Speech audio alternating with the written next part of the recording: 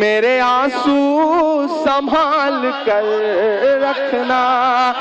सुनेंगे दोस्तों इमरान प्रतापरी की एक नज़म। से पहले बता दूं दोस्तों, वायनाड आपदा 35 लोगों की जान बचाने वाली नर्स सबीना को तमिलनाडु सरकार ने अवार्ड से किया सम्मानित। चले पहले सुनते हैं इमरान प्रतापरी की नज़म। तो आपसे गुजारिश है वीडियो को लाइक कीजिए और चैनल को जरूर सब्सक्राइब कीजिए। थी हमारी गर्दने मत काटिए, बस ये बता दीजिए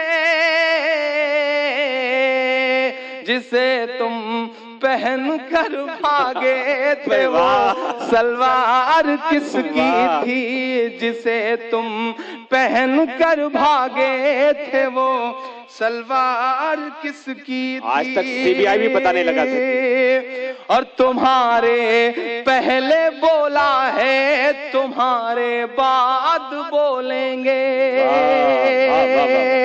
तुम्हारे पहले बोला है तुम्हारे बाद बोलेंगे।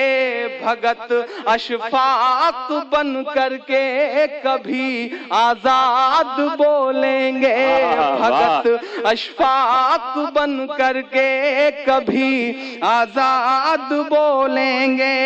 तुम्हें जय बोलना है भारत माँ की शौक से बोलो, मगर हम जय नहीं बोलेंगे जिंदाबाद बोलेंगे, मगर हम कहने इमरान साहब जिंदाबाद। अरे क्या तर्जुमानी की है आपने, वाह वाह वाह बोलेंगे। फिर तुम्हारे पहले बोला है तुम्हारे बाद बोलेंगे, क्या कहने, क्या सच्चाई बयान की आपने, वाह वाह। पहले बोला है तुम्हारे बाद बोलेंगे। भगत अशफाक बन करके कभी आजाद बोलेंगे। बहुत शुक्रिया, बहुत दुआएं, आपने बहुत खूबसूरती से मुशायरा सुना है। हमारी अपनी कुछ मजबूरियां भी हैं जिन्हें हमें फॉलो करना है।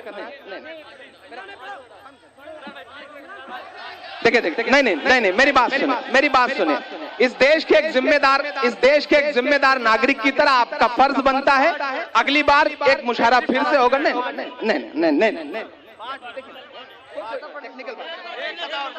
कहां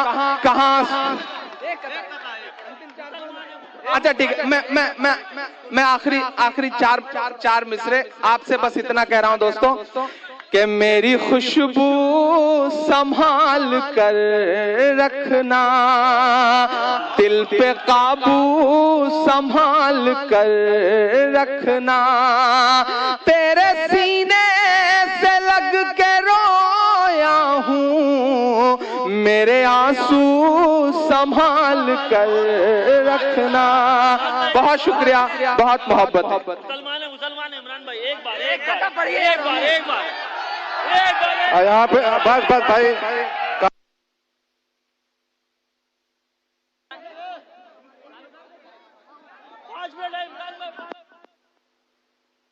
इमरान प्रतापरी की नज़म सुनने के बाद आप अपनी राय में क्या कहना चाहते हैं वो नीचे कमेंट बॉक्स में जरूर बताएं। ज्यादा बोलने की हिर्स की बुराई और उसका इलाज। नफ्स को ज्यादा बोलने में भी मजा आता है और उससे सदगुनाह में भी फंस जाता है। झूठ और गीबत कोसना, किसी को ताना देना, अपनी बुराई जताना, खामखा किसी से बहसी लगाना, अमीरों की ख्वाहिशमंद करना, ऐसी हंसी करना जिससे किसी का दिल दुखे, इन सब आफतों से बचना जब ही मुमकिन है कि ज़बान को रोके।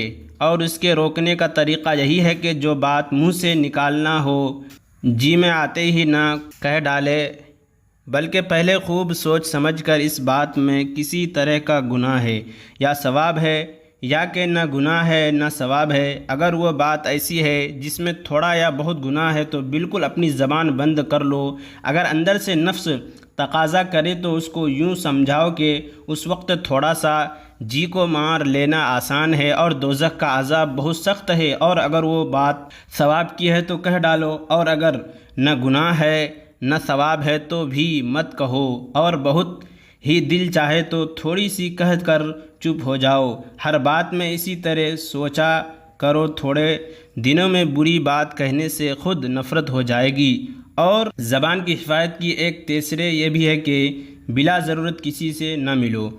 जब तन्हाई होगी तो खुद ही ज़बान खामोश रहेगी। गुस्से की बुराई और उसका इलाज।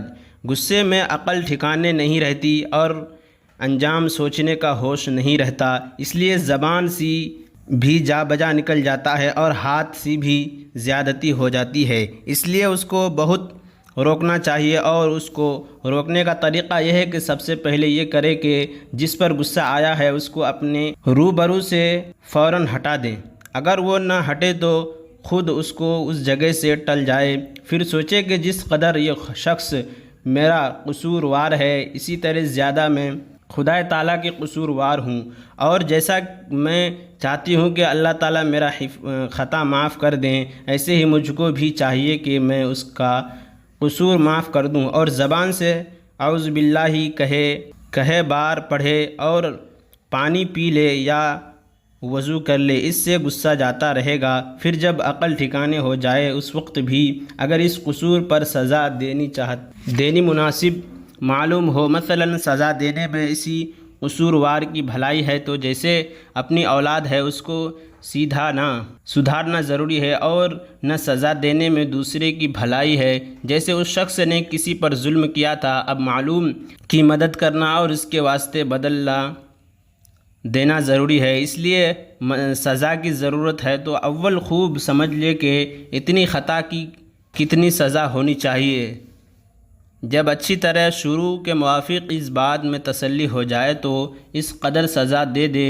चंद रोज़ इस तरह गुस्सा रखने से फिर ख़ुद ब खुद काबू में आ जाएगा। तेज़ी ना रहेगी और ना कीना भी इस गुस्से से पैदा हो जाता है।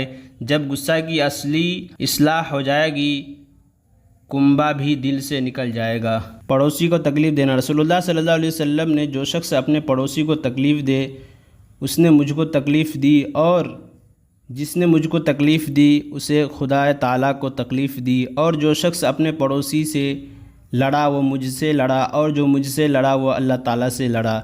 मतलब यह है कि बेवजह या हल्की हल्की बातों पर उससे रंजो तकरार करना बुरा है। और इमरान प्रतापगढ़ से जुड़ी खबरों और नज़्मों के लिए हमारे इस चैनल को ज़रूर सब्सक्राइब करें। मिलते हैं किसी और वीडियो में ऐसे ही नई नज़्म और नई खबरों के साथ।